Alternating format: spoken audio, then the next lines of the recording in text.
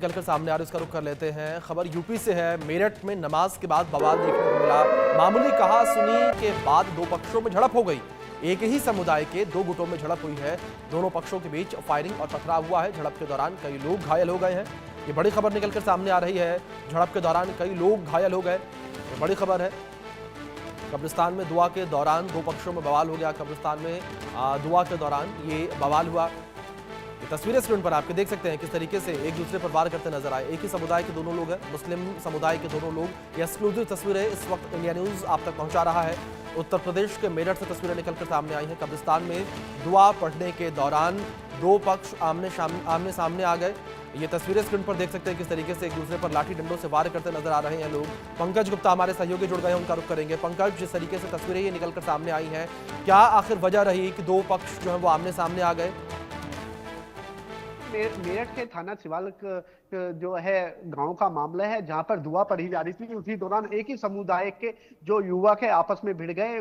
जो है जमकर पथराव हुआ है, मारपीट हुई है, फायरिंग भी हुई है। दो लोग इसमें घायल है, जिन्हें जो है जिला अस्पताल में भर्ती कराया गया। हालांकि इसमें अब तक सामने ये आया कि बच्चों का विवाद था, और बच्चों के विवाद जो है उसने इतना घातक वहां पर रूप लिया कि पथराव वहां पर होना शुरू हो गया। आप तस्वीरों में देख सकते हैं किस तरह जो लोग है वो सड़कों पर पथराव करते हुए नजर आ रहे हैं। आपस में जो है लाठी डंडों से वो लड़ते हुए नजर आ रहा है। उसके बाद मौके पर पुलिस पहुंची है, दो लोगों को हिरासत में लिया गया है।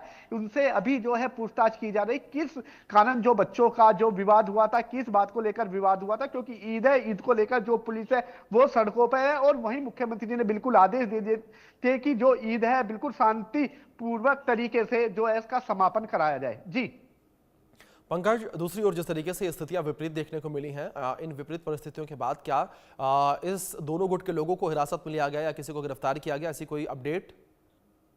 बिल्कुल, क्योंकि मौके पर जैसे ही पुलिस पहुंची तो वहां पर जो बवाल करने वाले, जो पथराव करने वाले लोग थे उससे पहले फरार हो गए थे। लेकिन उसके बावजूद भी पुलिस ने दो लोगों को हिरासत में लिया है। उनसे पूछताछ जारी है कि किस बात को लेकर विवाद हुआ था, कौन कौन लोग थे। तो तमाम इन सारी चीजों को लेकर मेरठ जो पुलिस है वो अभी जांच कर रही है। जल्द इस मामले को लेकर जल्दी और गिरफ्तारी हो सकती है, क्योंकि त्योहार पर जिस तरह का माहौल बिगाड़ने की यहाँ कोशिश की गई है वो तस्वीरों में साफ दिखाई दे रहा है।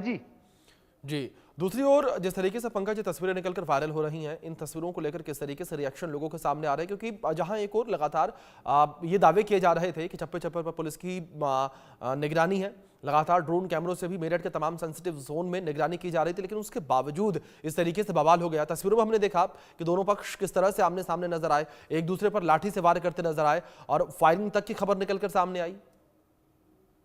क्योंकि जिस तरह से तस्वीर बिल्कुल बयां कर रही है कि बिल्कुल ये दिखाई दे रहा है कि उनको, यानी कि बवालियों को पुलिस का कोई भी भय नहीं था, डर नहीं था। सड़क पर खुलेआम लाठी डंडे वहां चलते हुए नजर आए।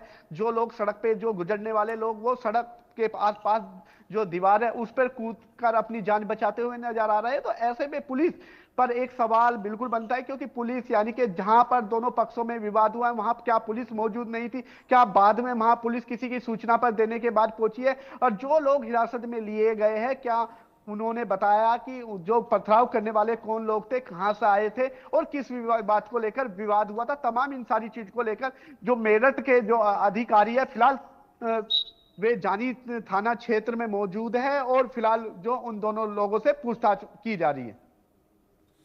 पंकज, जिस तरीके से फायरिंग को लेकर भी खबर सामने आई, उसको लेकर क्या अपडेट है? क्या यहां मौके पर फायरिंग हुई थी, और अगर फायरिंग हुई थी तो क्या इस फायरिंग में कोई घायल हुआ?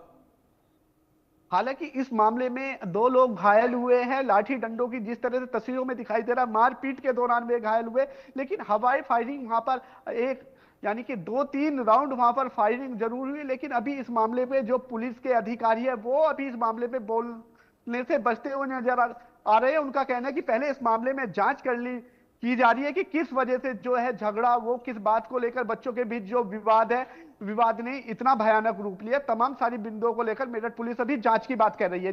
जी, दूसरी ओर पंकज, जिस तरीके से आपने जिक्र किया कि पुलिस की टीम कुछ भी इस मुद्दे पर कहने से बचती नजर आ रही है, क्या यहां पर पुलिस की टीम जो है जिस तरीके से पूरी घटना हुई है उस पर पर्दा डालती नजर आ रही है? क्या जो पुलिस की नाकामयाबी यहां पर देखने को मिली, जहां एक और दावे किए जा रहे थे सुरक्षा व्यवस्था के, लेकिन उसके बावजूद इस तरीके की तस्वीरें देखने को मिली, तो उस नाकामयाबी को पुलिस की टीम छुपाती नजर आ रही है? बिल्कुल, जिस तरह से 15 से 20 मिनट सड़क पर तांडव चला, मारपीट हुई, गोली भी उसके दौरान चली और लोग जो आने जाने वाले सड़क पर लोग थे वो अपनी जान बचाते हुए वहां नजर आए। तो पुलिस पे बिल्कुल एक सवाल यहां पर बनता है, क्योंकि पुलिस उस वक्त कहां थी जहां मुख्यमंत्री ने बिल्कुल साफ कर दिया था कि जी कोई भी पुलिस थाने में नहीं रहेगी, सड़कों पर रहेगी, चाहे नमाज का समय हो, चाहे दोपहर का समय हो, चाहे शाम का समय हो। जो त्योहार है, आगामी बिल्कुल। जो त्योहार है, उनको सही तरीके से संपन्न कराना है। लेकिन जब मेरठ पुलिस उस वक्त कहां थी जिस वक्त इतना बड़ा बवाल जो है मेरठ के थाना सिवाल खास क्षेत्र में चल रहा था। तो इस चीज को लेकर मेरठ पुलिस पर एक सवाल जरूर है, और मेरठ पुलिस हालांकि इसी चीज को लेकर जो है बचती हुई नजर आ रही है। और जल्दी जो मेरठ पुलिस है इसमें अभी 2 गिरफ्तारी की गई है, और गिरफ्तारी की भी बात करिए क्योंकि जो 2 लोग गिरफ्तार हुए उनसे पूछताछ जारी है कि वो उनके द्वारा क्या क्या बताया जाता है, वो तो आने वाला समय बताएगा। जी बिल्कुल, जाहिर तौर पर पंकज, जिस तरीके से ये तस्वीरें निकलकर सामने आई हैं, ये कहीं ना कहीं सवालिया निशान खड़े करती हैं प्रशासनिक अमले पर और जो दावे किए जा रहे थे उन दावों पर। बहुत शुक्रिया आपका जुड़ने के लिए और अपडेट्स के लिए। खबर हरियाणा के नूंह से है। हरियाणा के नूंह जिले में ईद की नमाज पढ़ी गई और ईद के मौके पर फिलिस्तीन का झंडा लहराया गया। पुलिस के नाक के नीचे जहां फिलिस्तीन के समर्थन में प्रार्थना करते हुए फिलिस्तीन का झंडा भारतीय तिरंगे से ऊपर दिखाया गया। ये बड़ी खबर निकलकर जो सामने आई और भारत के झंडे से ऊपर फिलिस्तीन का झंडा दिखाया गया।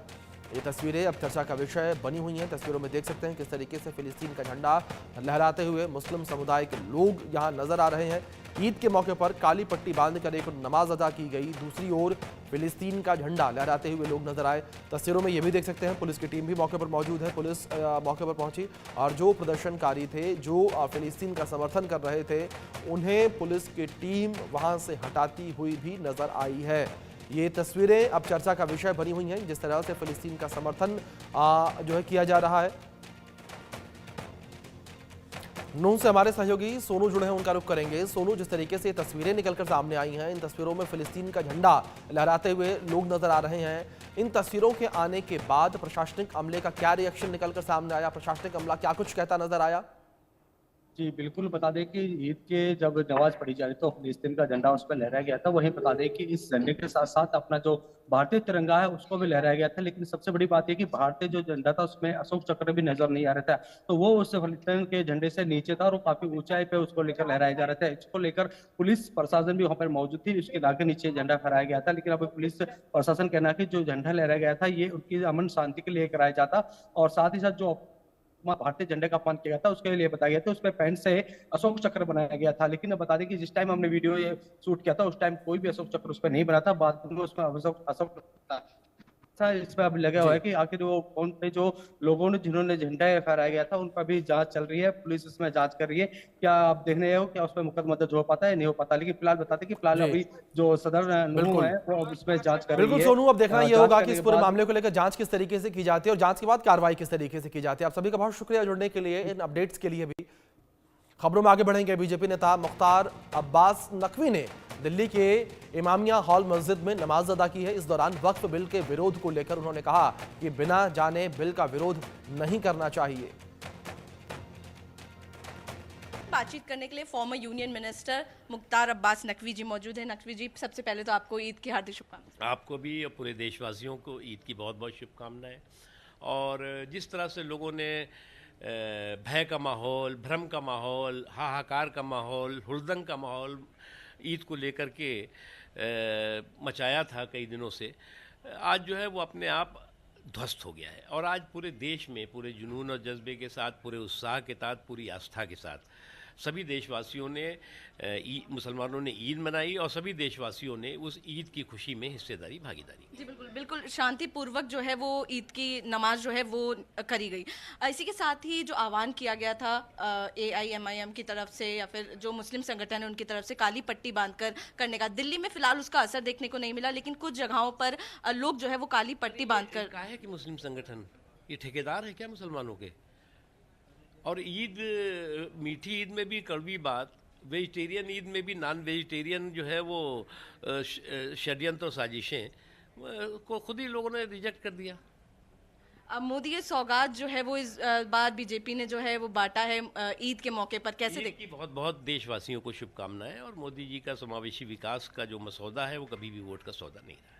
सर वक्फ बिल भी बहुत जल्दी पेश होगा, उसको लेकर क्या कुछ कहना चाहेंगे? जिस तरीके से वक्फ बिल पेश हो चुका है और वक्फ बिल पास होगा। बहुत बहुत शुक्रिया। साफ तौर पर उनका कहना है कि वक्फ बिल जो है बहुत जल्दी पेश होगा। मैं आरजू सेठ, कैमरा पर्सन अंकुश के साथ, इंडिया न्यूज़, दिल्ली। मुबारक मौके पर अपने साथियों से गले मिल रहे हैं और अब यहाँ से वो नमाज के लिए जा रहे हैं और मनोहर साहब से बात करेंगे कि ईद के मौके पर क्या संदेश देना चाहेंगे। ईद का मुबारक मौका है, आपको भी बहुत बहुत मुबारकबाद। आपने ईद को सादगी से मनाने के लिए कहा था और साथ साथ आपने कहा था कि आप कहीं भी ईद नमाज पढ़ सकते हैं, क्या कहेंगे? मेरी चीज को विवादित कर दिया गया। मैंने ये कहा था कि ईद सादगी से मनाए, क्योंकि मुल्क में फिरका परस्ती का बहुत जोर है। बहुत से मुसलमान बच्चों को शहीद किया गया है, गजा में जुल्म हो रहा है। इस बार की ईद उन लोगों के गम में शरीक होते हुए हमें सादगी से ईद मनाना चाहिए, नए कपड़े नहीं पहनना चाहिए और अमन बरकरार रखना चाहिए। नमाज का जहाँ तक ताल्लुक़ है, नमाज मस्जिद के बाहर नहीं होती है। ईद की नमाज मस्जिद में होगी, जुमे की मस्जिद में होगी। कभी ऐसा होता है कि मस्जिद फुल हो गई और नमाज का वक्त है तो आदमी बाहर भी खड़ा हो जाता है, तो इससे 5-10 मिनट की बात होती है। और मेन रोड पे कहीं ऐसा नहीं होता है, कहीं जाम वगैरह नहीं लगता। ये इस किस्म की जो गुफ्तगू करते हैं वो मुल्क का माहौल ख़राब करना चाहते हैं। मैं चाहता हूँ कि हिंदू मुसलमान सब अपने त्योहारों को खुश असलूबी के साथ और शौक़ के साथ मनाएं। आपने कहा था कि आप कहीं भी नमाज पढ़ सकते हैं, उस बात हाँ, को तो लेकर- नमाज मैं मस्जिद में नमाज पढ़ता हूँ भाई, और जहाँ रहूँगा नमाज पढ़ूंगा। ठीक है। तो ये थे मौलाना तौकीर रजा साहब जो आज नमाज के लिए जा रहे हैं, ईद की नमाज पढ़ने के लिए। वो यहाँ से आप देख सकते हैं, मैं अपने कैमरे से आगाह करूँगा कि तस्वीरों में यहाँ से ठीक बराबर में दरगाह आला जाता है, जहाँ पर मौजूद मस्जिद में मौलाना तौकीर रजा नमाज पढ़ने के लिए जा रहे हैं। और उन्होंने कहा कि उनके बयान को जो है तोड़ मरोड़ के पेश किया गया। उन्होंने ये कहा था कि ईद को सादगी के साथ मनाएं और नमाज जो है वो मस्जिद में ही अदा की जाती है और अगर जगह नहीं मिलती तो बाहर खड़े हो सकते हैं, लेकिन इस तरह का कोई बयान उनकी तरफ से नहीं दिया गया था। जैसे शुभम ठाकुर के साथ आशीष गुप्ता, इंडिया न्यूज़। देश के कई शहरों में वक्फ बोर्ड संशोधन बिल के विरोध में नमाजी हाथ में काली पट्टी बांधकर प्रदर्शन कर रहे हैं। इसी बीच संभल में सपा सांसद जियाउर रहमान बर्क ने कहा कि हम वक्फ बोर्ड बिल के विरोध में थे और रहेंगे। ये बिल मुस्लिमों का हक छीनने के लिए बनाया गया है। की नमाज अदा होनी है और ऐसे में ईद की नमाज में शामिल होने के लिए समाजवादी पार्टी से सांसद जियाउर रहमान बर्क पहुंचे हुए। सर क्या कहेंगे? मैं सब अपने देशवासियों को आपके चैनल के माध्यम से मुबारकबाद देता हूं कि आज ईद उल फितर के मौके पर ये हमारा भाईचारे का एक पैगाम देता है। और आज हम रोज़े रखने के बाद अल्लाह ने हमें ये मौका दिया, हम 2 रकात नमाज अदा करके अल्लाह का शुक्र अदा करेंगे और सभी लोगों को मुबारकबाद देंगे। यकीनन ये त्यौहार हमारा भाईचारे का पैगाम देता है और रोजे रखने के बाद अल्लाह का शुक्र अदा करने का। लास्ट सवाल है, वक्फ बिल के विरोध को लेकर कि हम विरोध में थे हैं और रहेंगे मजबूती के साथ। आपने सुना ये सांसद जियाउर रहमान बर्क थे, उन्होंने सीधे तौर पर कहा है वक्फ बिल के विरोध में हम थे और हैं। अखिलेश यादव का यूपी सरकार पर हमला देखने को मिला। त्यौहार पर बैरिकेडिंग क्यों लगाई गई है, अखिलेश यादव ने सवाल पूछा। लोग जो है त्यौहार ना मना पाए इसलिए बैरिकेडिंग लगाई गई है। लोगों को त्यौहार मनाने से रोका जा रहा है। बीजेपी संविधान का पालन नहीं कर रही है, क्या ये इमरजेंसी है, अखिलेश यादव ने पूछा। ऐसी बैरिकेडिंग कभी नहीं देखी। अखिलेश यादव ने क्या कुछ कहा, सुनिए आप।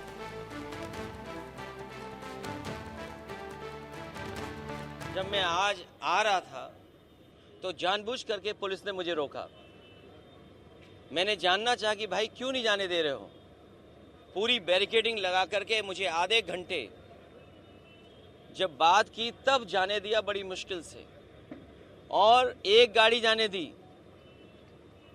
और जब जानना चाहा मैंने कि आखिरकार क्यों ऐसा किया जा रहा है, तो किसी अधिकारी के पास जवाब नहीं था। आखिरकार इसको मैं क्या मानूं, क्या समझूं? इसको मैं तानाशाही समझूं, मैं इसको इमरजेंसी समझूं, मैं इस बात को ये समझूं कि ऐसा दबाव बनाना चाहते हैं, डराना चाहते हैं, धमकाना चाहते हैं कि दूसरे के धर्मों में शामिल ना हो, दूसरों के कार्यक्रम में शामिल ना हो। कम से कम मुझे ये बताओ, मैं जाने कितने वर्षों से यहाँ आ रहा हूँ। वक्त ब्रेक का है, बने रहे इंडिया न्यूज के साथ।